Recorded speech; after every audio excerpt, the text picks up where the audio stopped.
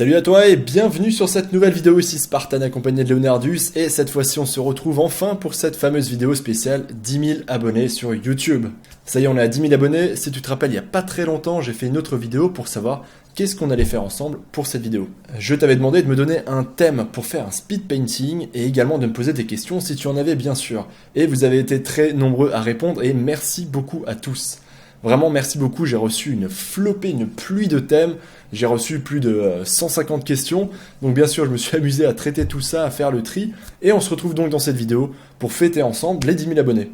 Donc pour l'occasion, je vais faire un digital painting sur un thème qui a été composé suite à vos thèmes, suite à ce que vous m'avez envoyé, et dans la deuxième partie de la vidéo, je vais répondre à des questions que vous m'avez posées.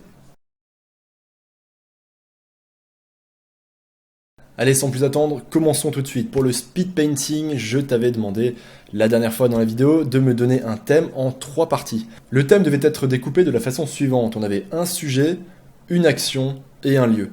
Donc c'était par exemple un personnage en train de faire quelque chose dans un lieu ou dans une certaine position. Que ce soit via les mails pour ceux qui sont dans ma liste de diffusion ou que ce soit dans les commentaires YouTube, j'ai reçu vraiment un paquet de thèmes. Et donc j'ai pris tous ces thèmes, je les ai mélangés en quelque sorte, et j'ai tiré au sort le sujet de l'un, l'action d'un autre, et enfin le lieu d'un troisième. Donc j'ai mélangé en fait 3 thèmes pour faire un seul thème, et cela bien sûr de façon totalement aléatoire. Donc c'est pas moi qui ai choisi, c'est le hasard qui a ressorti ce thème, et on peut dire que je suis absolument pas déçu. En effet, c'est juste n'importe quoi. Donc je te préviens, ce speed painting, ce sera pas mon chef-d'œuvre, clairement pas. Vu le thème de toute façon, ça aurait été assez difficile. Donc le hasard a décidé de m'offrir le thème suivant à partir de vos propositions. Peindre un léviathan.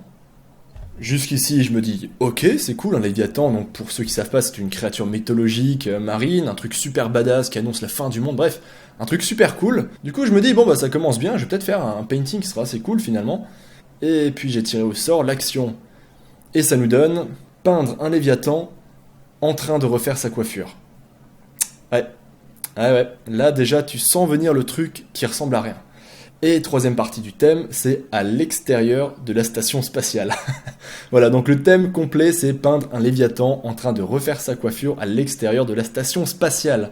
Alors vas-y, essaie de faire un speed painting avec ça. Bon courage, moi je l'ai fait, je peux dire que je me suis amusé. De toute manière, tu vas voir le résultat tout de suite. Alors avant que je commence, 2 mots très rapidement sur ce speed painting. Bien entendu, ce ne sera pas ma meilleure illustration. Tout d'abord parce que le thème, évidemment, ne s'y prête pas vraiment. Et parce que, deuxièmement, j'ai pas vraiment envie de passer 20 heures sur une illustration avec un léviathan en train de se recoiffer dans l'espace. Je me suis donc fixé la limite de ne pas dépasser 3 heures pour ce digital painting, qui du coup était un speed painting un peu plus long, on va dire. Quoi qu'il en soit, si jamais t'es curieux de voir comment je m'en suis sorti avec ce thème complètement débile, la réponse, c'est tout de suite.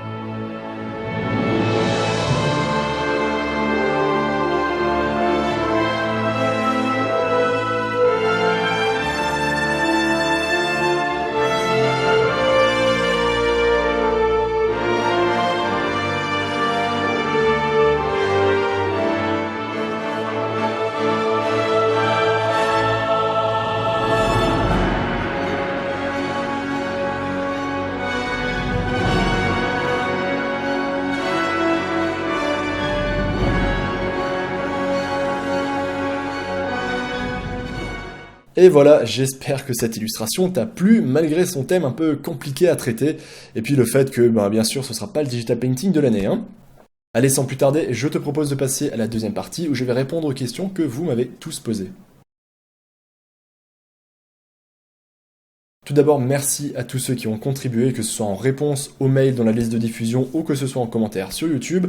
Merci à tous, j'ai reçu vraiment plein de questions. En plus de ça, vous avez vraiment joué le jeu, les thèmes sont super variés. Il y a des questions vraiment propres au digital painting, à son apprentissage, à l'aspect plus professionnel, au métier. Il y a aussi des questions plus personnelles sur moi, sur mon parcours. Et il y a aussi plein de questions qui concernent vraiment digitalpainting.school, les cours, le futur, etc. Donc, je vais traiter un petit peu tout ça, je vais passer en revue un maximum de questions. Donc, j'avais dit que je sélectionnerais au minimum 10 questions. Bien entendu, c'était beaucoup trop difficile de s'arrêter à 10 questions. Donc, j'ai choisi les 10 questions qui sont revenues le plus souvent. Et ensuite, j'ai fait une autre sélection de questions secondaires qui sont revenues un peu moins souvent ou que j'ai jugées très intéressantes. Et j'y répondrai après très rapidement.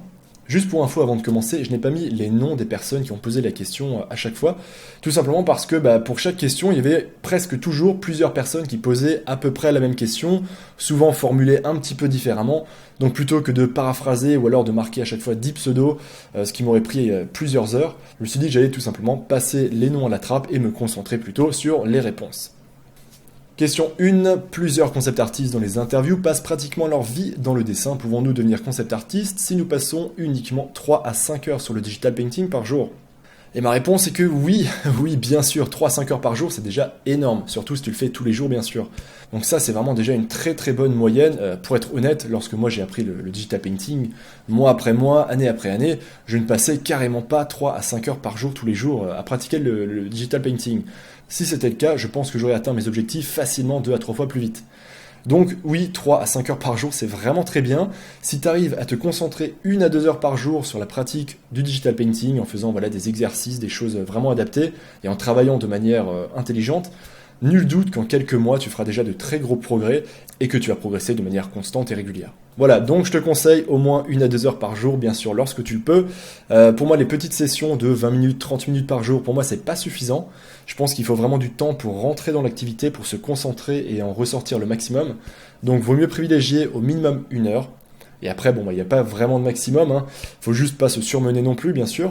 Mais je pense que 2 heures, c'est bien, parce que 2 heures, c'est vraiment une tranche de temps qui permet en fait de se concentrer pleinement, sans pour autant avoir vidé complètement sa concentration. C'est-à-dire qu'en général, au bout de 2 heures, on commence à être un peu moins concentré, on a envie de faire autre chose, on a envie de se lever, de bouger. Donc voilà, moi c'est ce que je te conseille, au moins 1 à 2 heures par jour, bien sûr. Si tu peux faire plus, fais-en plus, tu ne feras que progresser plus vite. En tout cas, je te rassure, si tu veux progresser en digital painting, voire peut-être même, pourquoi pas, devenir pro un jour, t'as pas nécessairement besoin de passer 20 ou 30 heures par semaine à pratiquer le digital painting. Si tu pratiques régulièrement tous les jours, tu vas déjà progresser à ton rythme. Après, bien sûr, plus tes objectifs sont élevés, plus il faudra que tu te donnes les moyens si tu veux l'atteindre rapidement. Question 2. C'est mieux de commencer sur tablette ou commencer sur papier? Alors ça, c'est une question que j'ai extrêmement souvent et c'est pour ça que je l'ai choisie. Et mon avis ne sera peut-être pas partagé par tout le monde, par tous les artistes, tous les professionnels, tous les dessinateurs, les illustrateurs, mais c'est mon avis. Il n'y a pas un médium qui soit mieux qu'un autre. C'est-à-dire que la plupart des gens vont dire par réflexe, oui, il faut commencer sur papier et ensuite faire du digital painting. Moi, personnellement, j'ai envie de dire que non. Il n'y a pas vraiment de raison. En fait, ce sont juste deux médiums qui sont différents, mais les fondamentaux en art, c'est-à-dire toutes les connaissances qu'il faut appliquer pour apprendre le dessin concrètement, ce sont les mêmes autant sur papier qu'en digital painting, qu'en peinture, qu'en plein d'autres disciplines. Donc ça veut dire, en gros, que si maintenant tu veux apprendre à dessiner, que tu tiennes en main un crayon ou que tu tiennes en main un stylet, ça ne fera pas une énorme différence. Par exemple, pour ma part, je pense que j'ai beaucoup plus évolué et progressé en dessin en digital painting directement que sur papier. Simplement parce que j'ai plongé tout de suite dans le digital painting, j'ai fait des exercices là-dessus, des tutos, des machins, et c'est venu très naturellement, et du coup j'ai appris les fondamentaux sur tablette, principalement, et beaucoup moins sur papier. Cela dit, les progrès que j'ai faits sur tablette sont aussi vrais sur papier. Donc pour répondre, non, tu n'as pas besoin de passer par 2 ans de dessin avant de pouvoir enfin passer sur tablette graphique, tu peux très bien commencer sur tablette, ou encore mieux, moi c'est ce que je te conseille, de faire les deux à la fois. Pour nuancer un petit peu ma réponse, ce que je conseille, et tu verras d'ailleurs tout de suite dans la partie 2, les bases en dessin, qui va très bientôt sortir sur digitalpainting.school, ce que je conseille, c'est déjà de ne pas se forcer à utiliser uniquement le dessin. Par exemple, si tu as envie de faire de l'illustration, du digital painting, passe sur tablette, fais-le sur écran. Et si au contraire, tu as envie de gratter du papier, vas-y, passe sur papier. Cela dit, pour moi, pour certains types d'exercices, pour certains entraînements en dessin, je conseille fortement de passer sur papier, tout simplement parce qu'on aura plus de précision. Évidemment, lorsqu'on est sur tablette graphique et qu'on n'a pas d'écran sous la tablette, on dessine au niveau de la tablette, donc sa main est en bas, mais on regarde au niveau de l'écran. Donc forcément, on a moins de précision et la coordination œil-main est moins bonne. Donc forcément, c'est une difficulté supplémentaire. Donc pour certains exercices où il faut aller vite et être très précis dans ses lignes, je conseille fortement d'utiliser le papier. Et autant pour d'autres types d'exercices, la tablette fera très bien le travail. Enfin, ce qu'il faut savoir, c'est que le digital painting ajoute une petite difficulté supplémentaire. C'est que bien sûr, lorsqu'on dessine sur papier, il suffit de prendre une feuille, un crayon de papier et de dessiner. Quand on commence le digital painting, bien sûr, il faut apprendre à se servir du logiciel, il faut réussir à maîtriser la tablette graphique, ce qui demande quand même quelques heures d'entraînement, voire peut-être même quelques jours. En tout cas, il faut quand même le temps de prendre en main tout ça, d'apprendre les raccourcis, de comprendre la logique du digital painting qui est assez différente du dessin. Donc c'est un petit peu moins abordable, forcément, il faut déjà avoir quelques cours dessus pour bien prendre tout ça en main. Donc c'est un peu moins accessible, c'est pas non plus extrêmement dur parce qu'en soi c'est quelque chose, ce sont des étapes qu'on apprend en quelques jours voire en quelques semaines. Le gros du travail lorsqu'on dit apprendre le dessin, ce ne sont pas ces quelques semaines où tu vas devoir maîtriser l'outil, ce sont en fait les quelques mois voire les quelques années où tu vas devoir apprendre et pratiquer les fondamentaux, où tu vas devoir entraîner ton observation, ton dessin d'imagination, ta perspective, tes volumes, etc. Et donc ça, je le redis, qu'on soit sur tablette graphique ou sur papier, pour moi c'est la même chose, ça fait appel aux mêmes zones du cerveau, aux mêmes connaissances artistiques, c'est juste le médium qui change. Et pour conclure, je le répète encore une fois, certains exercices de dessin sont effectivement beaucoup plus adaptés sur papier que sur tablette graphique, tout simplement parce qu'on a besoin de précision. En tout cas, quant à cette question sur le dessin, comment bien apprendre, etc., dès le mois d'avril, normalement, dans à peu près un mois, je vais sortir la partie 2, les bases en dessin, et donc je rentrerai beaucoup plus dans les détails sur cette question. Allez, question 3. Alors cette fois-ci, on arrive sur une question plus personnelle. Dans quoi travaillais-tu avant de commencer ton projet digitalpainting.school ? Avant de me lancer dans le projet un peu fou de digitalpainting.school, je travaillais en freelance en tant qu'illustrateur. Avant ça, je travaillais en freelance en tant qu'illustrateur, mais aussi en tant que directeur artistique web. Donc, c'est-à-dire que je faisais en fait des designs, des interfaces pour les sites web, les applications, ce genre de choses. Donc, je faisais ces deux activités en freelance. Et à côté de ça, avant de me lancer vraiment à plein temps sur ce projet, je travaillais en fait dans une agence de communication où je faisais un métier de web designer, directeur artistique web. Et j'ai fait ça pendant à peu près 4 ans, un peu plus de 4 ans. Et avant ça, c'était mes études. Donc pour mes études, j'ai fait un bac S, ensuite j'ai fait un DUT MMI, donc des études dans le multimédia. Et ensuite, j'ai fait une licence pro ATC. Ça m'a pas servi à grand chose d'ailleurs. De toute façon, je suis vraiment à 80% autodidacte et en illustration, en digital painting, je suis vraiment à 100% autodidacte. J'ai rien appris en cours, je me suis vraiment formé tout seul. Donc voilà ce que je faisais avant, c'était principalement directeur artistique web et en freelance illustrateur.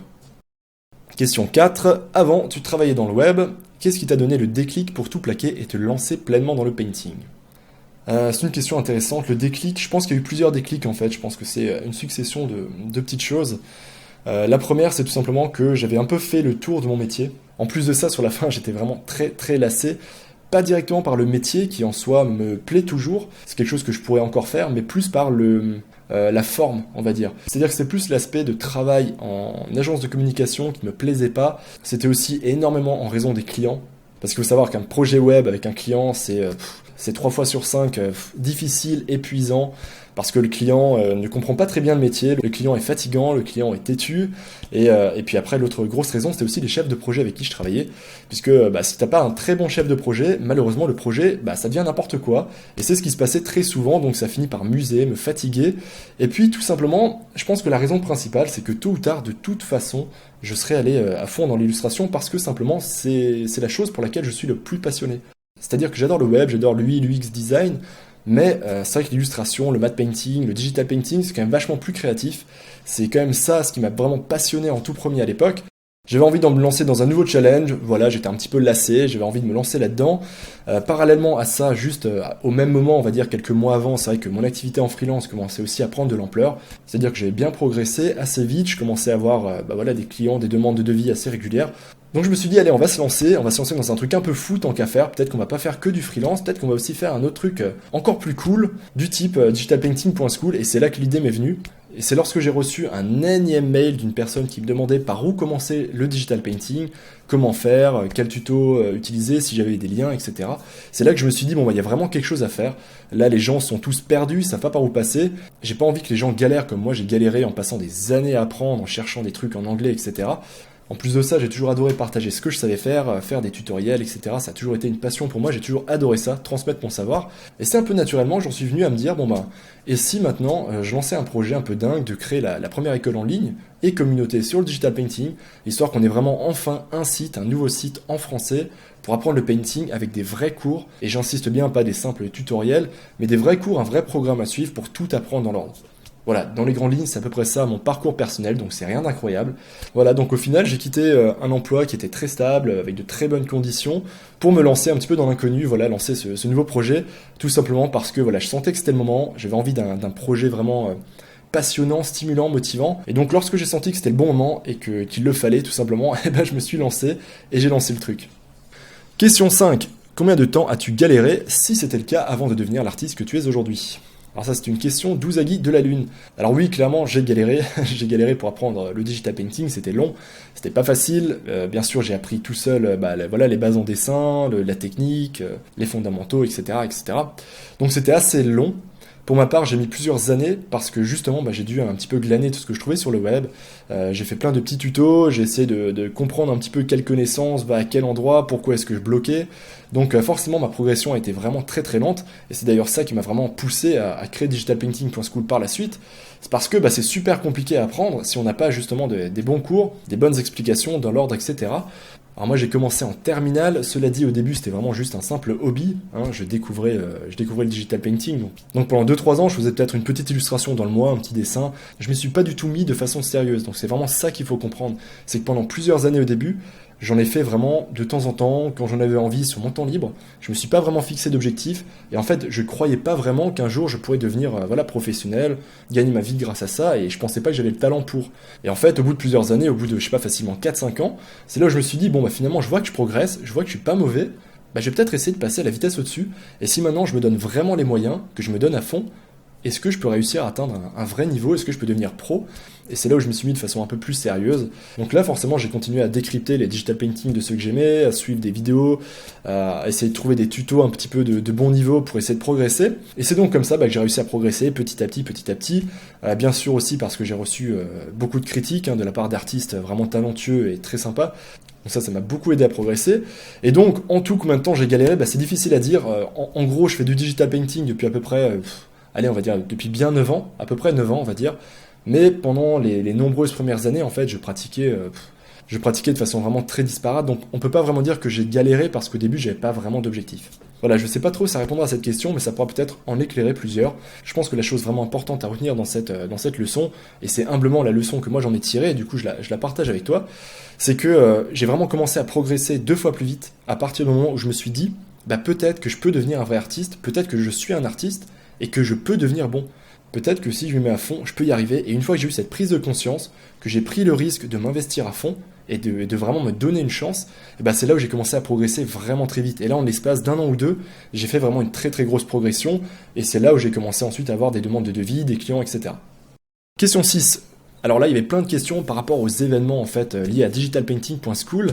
Je lis par exemple 2 questions. Je suis tombé une fois sur Paris sur un contest de digital painting dans un bar, j'en ai jamais revu. Des événements similaires sont-ils envisagés au sein de la communauté?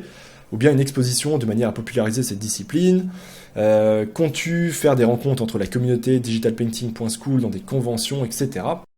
Donc vous étiez nombreux à poser cette question, est-ce qu'il y aura des rencontres ou des événements digitalpainting.school IRL dans la vie pour se rencontrer, échanger? Alors clairement, pour l'instant, c'est pas quelque chose de prévu, j'ai pas de projet en tête, j'ai pas de date à arrêter, donc non, il n'y a rien de prévu. Cela dit, si un jour on peut le faire, ce serait clairement super sympa de se faire, je sais pas, peut-être une journée de workshop, une rencontre, un événement, une soirée. C'est quelque chose que j'aimerais beaucoup. Je pense que ce serait super de faire ça. Donc qui sait, peut-être l'an prochain, peut-être qu'un jour on le fera. Ce qu'il faut savoir, c'est que organiser un tel événement, ça demande beaucoup de travail. Aussi potentiellement beaucoup de dépenses, de partenariats à mettre en place, etc. Donc c'est vraiment très long, sinon bien sûr ce serait déjà fait. Donc en tout cas non, pour l'instant il n'y a pas de rencontre, d'événements, de conventions prévues, mais sûrement qu'à l'avenir il y en aura, en tout cas espérons-le. Question 7. Quelle sera la suite de digitalpainting.school une fois les 3 parties du programme indispensable finalisées? Le site sera-t-il étendu à des domaines spécialisés proches du digital painting, 3D animation, etc. Autre question dans le même type, que penses-tu faire après avoir fini les 3 parties du programme? Vas-tu proposer de nouvelles formations annexes, etc. etc. Donc là pareil, il y avait beaucoup de questions sur qu'est-ce que va être digitalpainting.school après la sortie des 3 parties du programme. La réponse est très simple, les cours du programme indispensable, eh ben, il s'appelle le programme indispensable. Donc ça veut dire que ce sont les connaissances qui sont indispensables pour tout digital painter au sens large. Donc ça veut dire que peu importe que tu veuilles faire de l'illustration ou du concept art ou de la BD, que ce soit avec un objectif professionnel ou comme simple passion, il faut apprendre, il faut avoir ces connaissances-là. Ça, c'est le noyau dur. Et donc, forcément, après les 3 parties du programme, on va commencer à attaquer des choses plus spécialisées. Donc, il y aura par exemple des cours qui sont plus centrés sur le concept art, sur de l'environnement, sur du personnage, peut-être sur la bande dessinée, le manga, etc. Donc ça, on verra. Pour l'instant, bien sûr, il n'y a pas encore de choses prévues. Donc oui, clairement, ce ne sera pas fini après. Il y aura d'autres cours prévus, plein de choses. Plein de choses. Question 8. Quels conseils pouvez-vous donner à ceux qui veulent se lancer en tant que freelance? Alors des questions relatives au lancement dans le monde professionnel en freelance, je crois que c'est celle que j'ai eu le plus. Donc je vais pas rentrer dans les détails ici parce que tout simplement je peux pas répondre en une réponse à tout ce qui concerne au freelance, tout ce qui concerne l'aspect professionnel de l'illustration du concept art. Là vraiment je pourrais en parler des heures et des heures et des heures et c'est d'ailleurs ce que je compte faire. Justement, je répondrai à toutes ces questions-là et plus encore dans un gros cours, une grosse formation que je ferai sur digitalpainting.school dès que j'aurai fini les 3 parties du programme indispensable. Donc ça, j'en ai déjà un petit peu parlé. Ce sera vraiment les prochains cours que je ferai. C'est vraiment l'aspect professionnel, tout ce qui touche au freelance. Donc là, je répondrai en temps voulu à toutes les questions du type quand est-ce qu'on sait qu'on peut se lancer en freelance, quand est-ce qu'on sait qu'on est assez bon, comment est-ce qu'on fait, comment est-ce qu'on trouve ses premiers clients, comment définir un prix, comment ça se passe. Je donnerai aussi tous les conseils d'expérience, les pièges à éviter. Je parlerai bien sûr des statuts, des prix, de machin. Je filerai des exemples, bref, il y aura vraiment un paquet de trucs là-dedans. Toutes les réponses y seront. Donc évidemment, je ne peux pas répondre à toutes ces questions là maintenant, sinon la vidéo va durer 1000 heures. Je vais donner juste une simple réponse. Pour l'instant, en attendant, je pense que ça arrivera tout début 2018.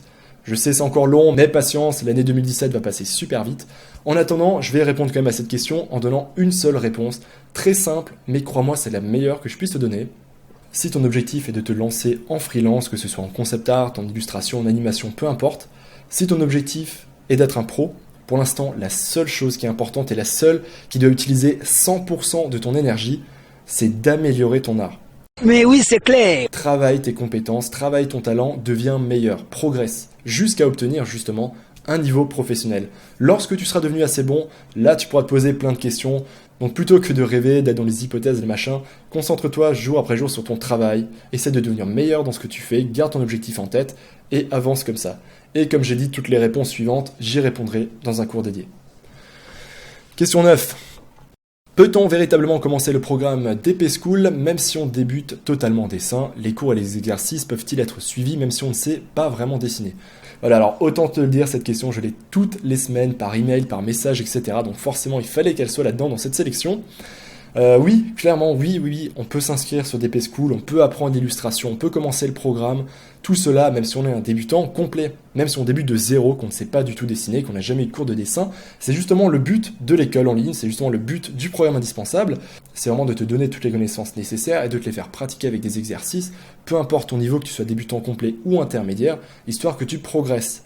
Donc pour rappel, la partie 1 se concentre vraiment sur l'aspect digital painting, donc maîtrise de l'outil, la première moitié, on va dire, des fondamentaux en art. Donc là, on passe en vue la couleur, la lumière, les valeurs, etc. Plein de choses. Et là, très bientôt, il y a la partie 2, les bases en dessin, qui va sortir. Donc là, ce seront typiquement les cours exercices qui vont compléter la partie 1 pour t'apporter toutes les bases manquantes en dessin. Donc là, on va parler de la construction d'une image, de la perspective, du dessin en volume, de la lumière, de comment dessiner les ombres, etc. Plein de trucs. Donc clairement, oui, tout s'apprend et le programme indispensable est vraiment fait pour ça, même si tu débutes de zéro. Question 10, encore une question qui est revenue très souvent, d'ailleurs à ma grande surprise. Pourquoi et comment Leonardus, d'où lui vient son nom? Voilà, vous êtes très nombreux à être curieux de savoir, mais d'où sort Leonardus? Ouais, je sais pas ce qui m'a pris de te créer, je devais être bourré à ce moment-là, j'en sais rien. Non, plus sérieusement, lorsque j'ai créé Leonardus, alors il faut savoir que je l'ai pas créé tout de suite en même temps que la chaîne YouTube. J'avais pas à l'époque une idée précise de me dire tiens, j'allais faire des vidéos accompagnées de ce personnage ridicule et inutile. Voilà, je te charrie. C'était pas mon idée au départ, c'est vraiment quelque chose qui m'est venu en fait par la suite. Au bout de quelques vidéos, je me suis dit tiens, ce serait sympa d'avoir peut-être un petit personnage, quelque chose en tout cas, pour amener un petit peu de vie, avec qui je pourrais un petit peu interagir. Et puis le deuxième objectif, c'était bien sûr aussi de pouvoir souligner quelques conseils importants. Donc surtout lorsque je faisais des tutos ou des cours, de pouvoir noter des raccourcis, appuyer certains conseils vraiment importants, certaines étapes. Et je me suis dit, autant faire d'une pierre deux coups, je vais me créer un petit personnage. Malheureusement, j'avais pas pensé que ça te donnerait ça. Si j'avais su, j'aurais sûrement évité. Mais bon, maintenant il est là, donc on va le tolérer. Et d'où vient son nom? Alors ça c'est une question intéressante, je crois que j'ai jamais révélé cette info. Alors en fait, il faut imaginer que pendant plusieurs jours, j'ai fait des croquis pour imaginer l'apparence de Leonardus, ce qui est finalement pas très réussi. Et puis je me suis dit, bon, et maintenant, comment je l'appelle? Et donc, jour après jour, je réfléchissais, je cherchais un nom pour ce personnage, tous plus débiles les uns que les autres. Et puis je me suis tout simplement demandé, tiens, sinon t'as qu'à prendre le nom d'un artiste, d'un dessinateur ou d'un digital painter qui est très connu et de partir de ça. Et donc je me suis posé la question, qui est pour toi le meilleur dessinateur ou un des meilleurs dessinateurs du monde? Et j'ai pensé naturellement à Léonard de Vinci. Et là je pense que t'as deviné la suite, Léonard de Vinci, Leonardus. Et voilà, ainsi la bête a été baptisée, je trouve ça plutôt flatteur. Allez, maintenant on va passer à la suite. Comme je l'ai dit, je ne pouvais pas me limiter à seulement 10 questions, c'était trop dur. Il y avait trop de questions qui sont revenues plein de fois, il y avait trop de questions intéressantes aussi. Donc j'ai choisi encore 18 questions. Et cette fois-ci, je vais y répondre en mettant la contrainte de le faire le plus rapidement possible. Voilà, histoire que la vidéo soit pas trop longue, que ça reste dynamique, je vais essayer d'y répondre le plus rapidement possible. Allez, on y retourne. J'espère que j'aurai assez de salive pour arriver à la fin de cette vidéo. Alors, question 1. Penses-tu qu'en partant de zéro, grand débutant, on peut arriver à faire de l'illustration, du digital painting ou autre, son métier? La réponse est oui, et oui, bien sûr. À ton avis, est-ce que tous les artistes et les illustrateurs que tu admires sont nés avec un crayon entre les mains? Est-ce qu'ils sont nés et puis, je sais pas, à 5 ans, hop, ils savaient dessiner, c'était des pros, ils savaient ce qu'ils allaient faire le reste de leur vie? Tout artiste, sans exception, a commencé de zéro, tout comme toi. On a tous dû apprendre les mêmes choses, persévérer, continuer, et c'est juste tout simplement quelque chose qui s'apprend et tout le monde commence de zéro. Voilà, il n'y a pas de secret, tout le monde peut l'apprendre, il faut juste se donner à fond, être super motivé et être vraiment passionné. Question 2, combien de temps faudrait-il selon toi pour cela? Ah, la fameuse question, celle qui revient tout le temps. Combien de temps? Alors là, je peux pas te donner de chiffre exact, je peux pas te dire ça va te prendre exactement 1 an. Ou alors, je vais te regarder droit dans les yeux et je vais dire toi, je sens que ça va te prendre 4 ans et 3 mois. Non, je peux pas dire ça. En fait, ça dépend de plein de facteurs. Déjà, ça dépend du temps que tu utilises. Est-ce que justement tu passes 5 heures par semaine ou 15 heures par semaine à apprendre le digital painting? Est-ce que tu en fais 3 fois dans le mois ou est-ce que tu en fais 5 fois par semaine? Forcément, tu vas pas progresser au même rythme. Ensuite, est-ce que tu es motivé? Est-ce que tu es super motivé ou est-ce que t'en fais juste de temps en temps, comme ça, comme hobby, sans avoir vraiment d'objectif derrière, t'en fais juste parce que t'aimes bien, et puis sans te mettre de pression particulière. Donc là déjà, pareil, tu vas pas progresser à la même vitesse. Ensuite, comment est-ce que tu apprends? Ça, c'est un facteur super important. Est-ce que tu apprends de manière intelligente? Est-ce que tu as de bons cours? Est-ce que tu as de bons exercices? Ensuite, est-ce que tu apprends seul? Est-ce que tu as une communauté? Est-ce que tu as des gens qui vont te critiquer et pointer du doigt tes faiblesses, qui vont t'aider à progresser et à grandir? Ensuite, dernier facteur, ça va forcément être ton talent naturel. Chaque personne apprend à un rythme différent, peu importe le domaine, que ce soit les maths, le sport, le machin. Tout le monde a la capacité d'apprendre et certains vont apprendre plus vite que d'autres. Voilà. Donc certains vont peut-être mettre 1 an, d'autres vont mettre 2 ans, d'autres 3 ans. Ça dépend vraiment des personnes et ça dépend vraiment de tous ces facteurs-là. Donc, il n'y a pas de bonne réponse. J'ai vu des artistes progresser et avoir un niveau de dingue en seulement 1 année parce qu'ils s'y sont mis à fond, à plein temps dessus, ils avaient un objectif en tête. Et j'en ai vu d'autres devenir très bons au bout de 2 ans. Pour d'autres, ça a pris 3 ans, d'autres un peu plus. Ça dépend. Voilà, ça dépend de ces facteurs. Mais dis-toi juste une chose, et ça c'est vraiment une vérité universelle, plus tu es motivé et plus tu en voudras, plus tu vas progresser vite.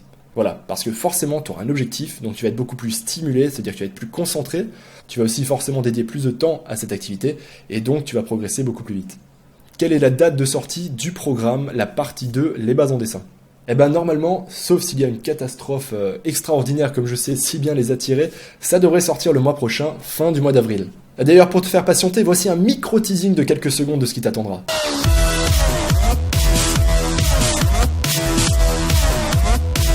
Question 4, quel est ton sujet préféré en painting, les personnages, les paysages, etc. Mon sujet préféré, c'est clairement les environnements. Voilà, j'adore faire des paysages, surtout des paysages de fantasy, de science-fiction, des trucs qui n'existent pas. Voilà, j'ai toujours eu un gros penchant pour les paysages, les environnements, et je dirais que mon deuxième sujet favori, je crois que c'est tout ce qui touche aux monstres, aux créatures, aux dragons, aux trucs un peu dégueulasses aussi. J'aime bien. Après voilà, ça m'empêche pas de temps en temps de faire des personnages, de faire des scènes d'action, de faire des choses assez variées. Mais voilà, j'ai toujours eu un penchant pour les créatures, les monstres et surtout pour les environnements. Question 5, as-tu des conseils à nous donner pour choisir correctement nos panels de couleurs? J'ai toujours eu du mal à choisir mes couleurs, le rendu final n'est jamais satisfaisant, etc. Donc là, il y a eu plusieurs questions par rapport au choix des couleurs. Malheureusement, donner un conseil pour bien choisir ses couleurs, c'est très très dur de le faire. Là, en une question, bien sûr, en une réponse, c'est impossible. Même s'il fallait le faire dans un tuto, ce serait très difficile parce qu'il faut en fait connaître toute la théorie des couleurs. Donc là, c'est vraiment un des gros fondamentaux en art. C'est vraiment très dense, il y a beaucoup de choses à apprendre. Et surtout, ça, il faut le mettre en application dans des exercices, dans des illustrations pour bien le comprendre et le maîtriser. Donc là, le seul conseil que je peux te donner, c'est d'apprendre la théorie des couleurs, d'analyser et d'observer des peintures. Donc ça peut être des peintures de maîtres, ça peut aussi être des illustrations de haut niveau, hein, de maîtres que tu adores, et ensuite de t'exercer bien sûr. Donc juste pour info, et aussi pour te prouver à quel point c'est dense, il y a vraiment beaucoup de choses à apprendre. Dans la partie 1 du programme indispensable, donc les cours sur DP School, il y a en fait 2 chapitres entiers qui sont dédiés rien qu'à la couleur. Donc il y a le chapitre 6 qui est sur la couleur, donc là c'est surtout théorique, on parle de la théorie des couleurs, et ensuite on a le chapitre 7 qui est sur la colorisation. Donc là on continue, on va un petit peu plus loin, et bien sûr il y a plein d'exercices pour apprendre tout ça, le mettre en application, etc. 6. Comment peut-on t'aider à refaire ta déco derrière ? Quoi ? Qu'est-ce qu'elle a ma déco derrière ? Elle est très bien, elle est géniale cette déco, il y a un mur blanc, super original, une porte qui donne sur ma cuisine, c'est super, ça vend du rêve, je vois pas où est le problème. Là, je suis presque vexé par cette question. Non, plus sérieusement, on va faire un crowdfunding, on va faire une campagne de financement participatif juste pour changer le fond de mes vidéos parce que c'est super important. Bon, ok, encore plus sérieusement, je sais que ce fond n'est pas super glamour, mais le problème c'est que je peux pas en fait changer la disposition de mon bureau actuellement. Là malheureusement je peux pas bouger ou tourner le bureau. Cela dit, le jour où je déménagerai, promis, je réfléchirai à la disposition de mon bureau et de quel fond j'aurai derrière moi. Et puis en attendant, tu vas te contenter de ma cuisine. Voilà. Question 7. Comment travailler sans stress et avec beaucoup de plaisir ? Alors ça c'est une question que j'ai trouvée vraiment très intéressante, c'est pour ça que je l'ai choisie. Alors je vais essayer d'y répondre très rapidement. Si tu travailles avec du stress et que tu n'as pas beaucoup de plaisir, c'est tout simplement que tu te mets trop de pression. Donc simplement essaye de te relaxer, essaye de faire du painting pour apprendre, mais surtout pour te faire plaisir parce que tu aimes ça. Essaye d'oublier un petit peu les gros objectifs que tu te mets derrière. Et en fait, le gros problème, si tu te stresses autant et que tu commences que tu bloques, que tu perds en plaisir, etc., c'est parce que tu ne te laisses pas le droit à l'échec. Donc ça, c'est un truc que je vois toutes les semaines sur les forums de DP School. Je le vois avec presque tous les élèves. Et c'est vraiment quelque chose dont je reparlerai vraiment un peu plus sérieusement dans une autre vidéo. Il faut se laisser le droit à l'échec. Il faut se dire qu'apprendre le digital painting, apprendre le dessin, c'est pas un truc instantané, tu vas pas être un pro en l'espace d'un mois, donc il faut juste être patient, il faut juste se dire que tiens, on va faire des trucs qui sont nuls au début, c'est complètement normal. Au début tu vas faire des dessins, peut-être que certains sont réussis, d'autres seront pourris, tu feras des trucs que tu n'oseras même pas montrer, mais c'est normal, on passe tous par là, même moi de temps en temps je fais des bouses, je fais des merdes, des trucs pourris que je montrerai jamais à personne, et ça m'arrive. Et quand ça m'arrive, je m'énerve pendant 30 secondes, et puis je me dis bon, allez, après tout, c'est le jeu, c'est comme ça, je passe à autre chose, j'en refais une autre, et puis cette fois-ci, elle est mieux. Voilà, donc essaye simplement de te déstresser, dis-toi que tu as le droit à l'erreur, dis-toi que tes paintings, tes exercices, tout ce que tu vas faire, ça va simplement être de mieux en mieux. Si tu continues à t'exercer, tu vas progresser dans le temps, et puis petit à petit, ce sera de mieux en mieux, tu iras de plus en plus vite, et puis tu atteindras tes objectifs tôt ou tard. Voilà, en tout cas, ne sois pas trop dur avec toi-même, ça doit rester du plaisir avant tout. Question 8. Je sens que j'ai du mal avec la lumière et les couleurs, est-ce que j'aurai les réponses dans le programme ? Alors oui, partie 1 du programme indispensable, chapitre 5 sur les lumières, chapitre 4 sur les valeurs, je pense que ça va de pair, et comme je l'ai dit, chapitre 6 et 7 sur la couleur et les colorisations. Voilà, donc la réponse est que oui, c'est dans la partie 1 du programme. Et petite précision d'ailleurs, on reviendra sur la lumière et les ombres dans la partie 2, mais cette fois-ci plus dans l'aspect de construction et de valeur des ombres et de la lumière. J'en dis pas plus, juste pour dire que l'intégralité sera bel et bien dans le programme. Question 9.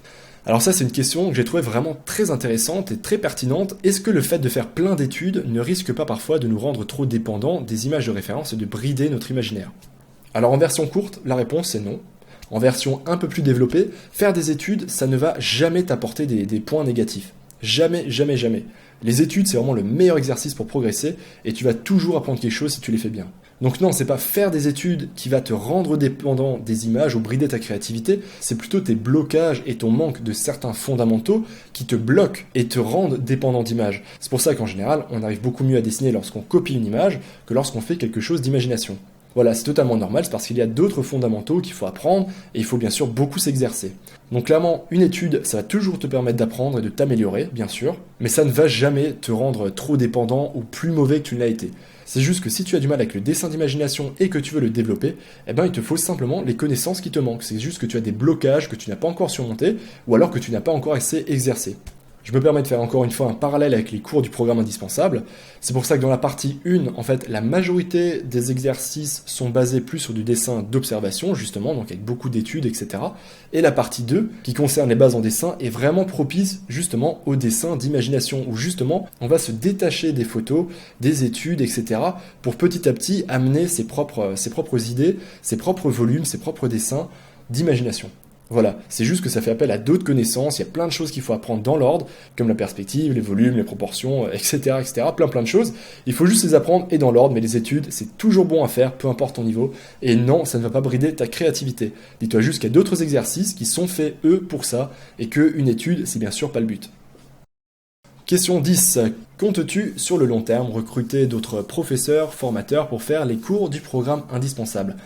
Alors non, ce ne sera pas pour faire les cours du programme indispensable, donc ces cours-là je vais les terminer tout seul, mais par contre pour les cours suivants, donc qui seront un peu plus spécialisés, là j'aimerais bien, effectivement pour certains, faire appel à d'autres formateurs qui sont justement spécialisés sur ces thèmes.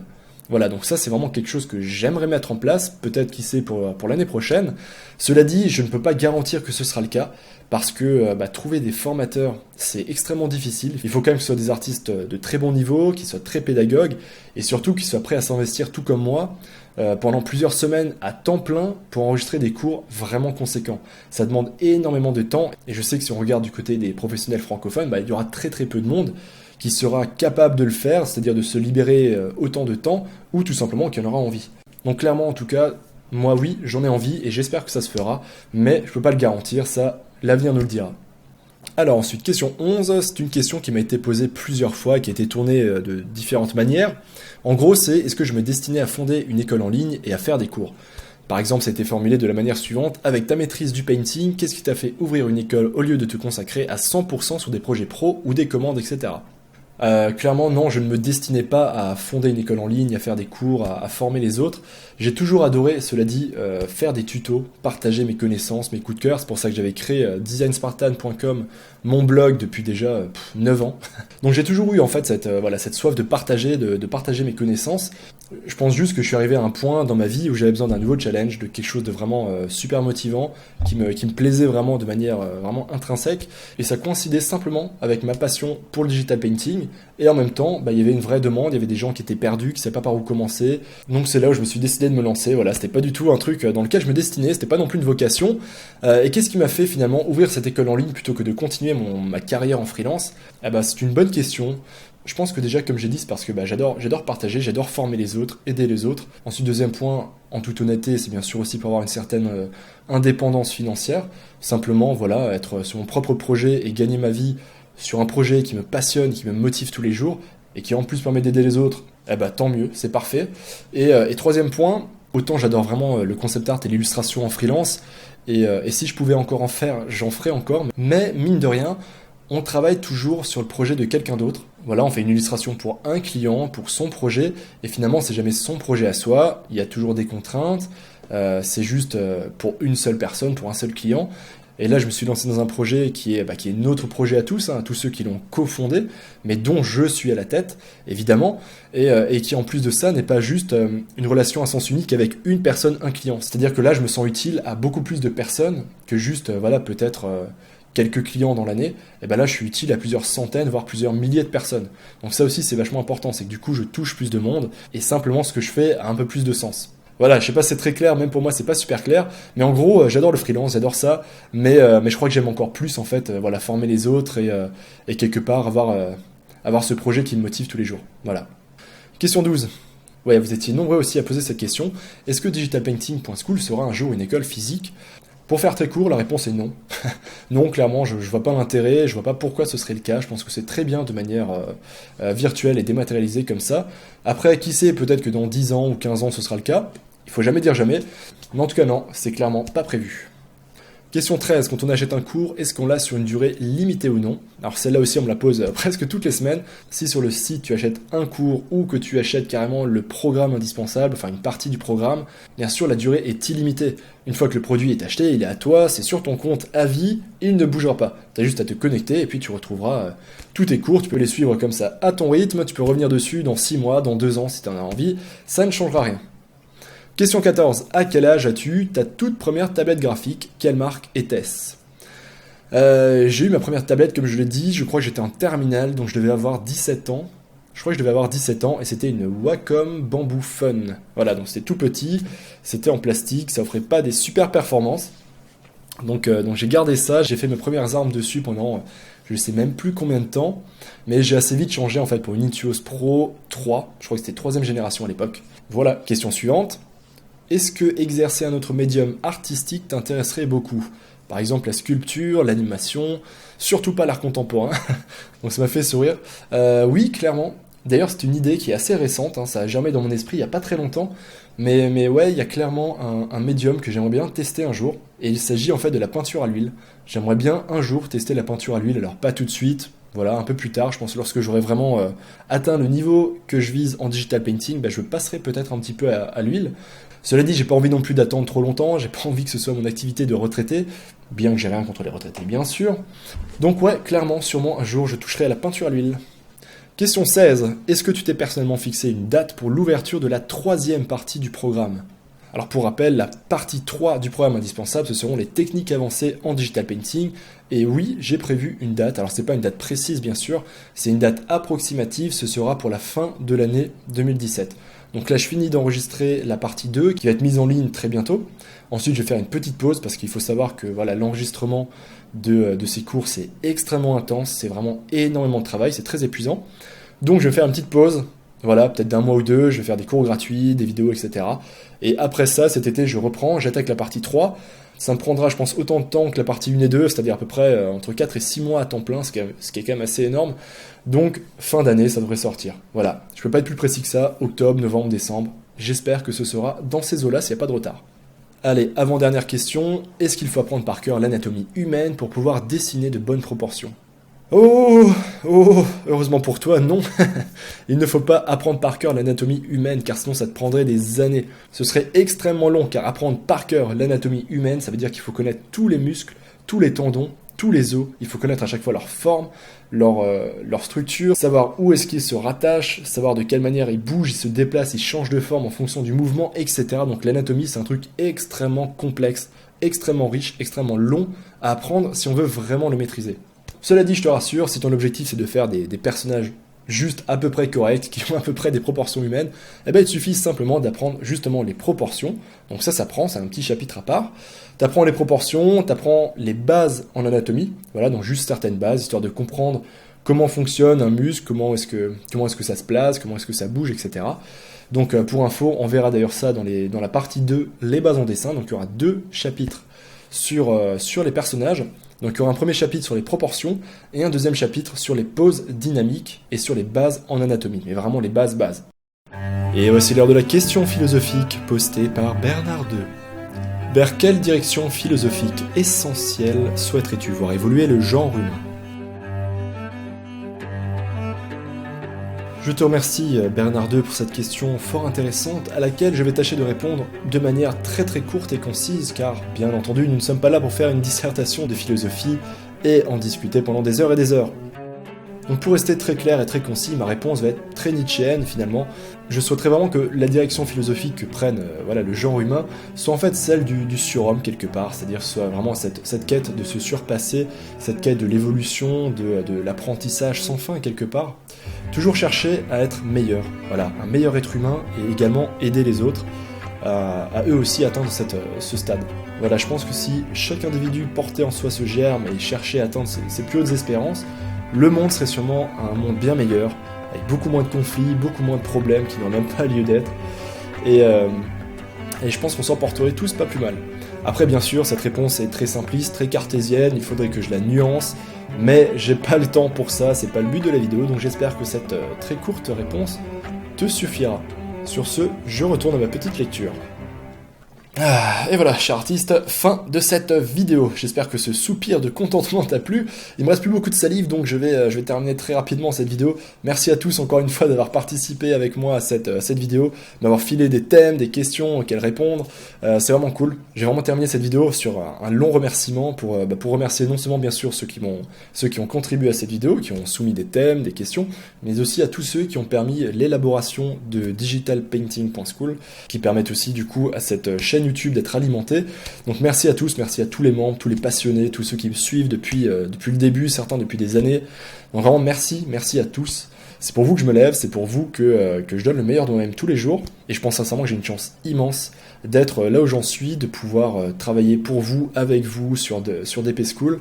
J'espère vraiment qu'on va garder cette synergie encore longtemps, qu'on va la faire évoluer, la faire grandir. Là, c'était l'occasion de faire une petite vidéo pour les 10 000 abonnés. C'était un joli palier, mais en soi, finalement, c'est qu'un vague chiffre. Je pense que ce qui est plus important que ce vague chiffre, c'est toute la confiance que la communauté met en moi, que ce soit pour les futurs cours, que ce soit pour des demandes d'avis, que ce soit pour améliorer encore la plateforme, que ce soit pour plein de choses. C'est bien sûr un travail énorme, c'est une responsabilité qui est très très lourde, il y a beaucoup de choses à faire aussi. Ça prend beaucoup de temps, bien sûr, j'ai pas le temps de faire des créations personnelles en ce moment, j'ai pas le temps de faire du freelance, d'autres choses, mais je suis ravi de le faire et j'ai énormément de chance, et donc merci à vous tous, merci à tous ceux qui me suivent, tous ceux qui soutiennent DP School. J'espère que cette aventure va encore continuer longtemps. Je vous l'ai déjà dit, mais je le redis, vous êtes une communauté en or. Donc j'espère que cette vidéo aura été à la fois fun, et un peu ridicule, et instructive, et je te dis à bientôt pour la prochaine vidéo. Ciao l'artiste. L'art digital t'intéresse? Tu as envie d'apprendre, de progresser en digital painting, ou peinture numérique en français? Je t'invite à aller sur digitalpainting.school. Tu retrouveras une communauté super sympa, des cours de qualité et un paquet de ressources gratuites. Allez, on se retrouve là-bas l'artiste.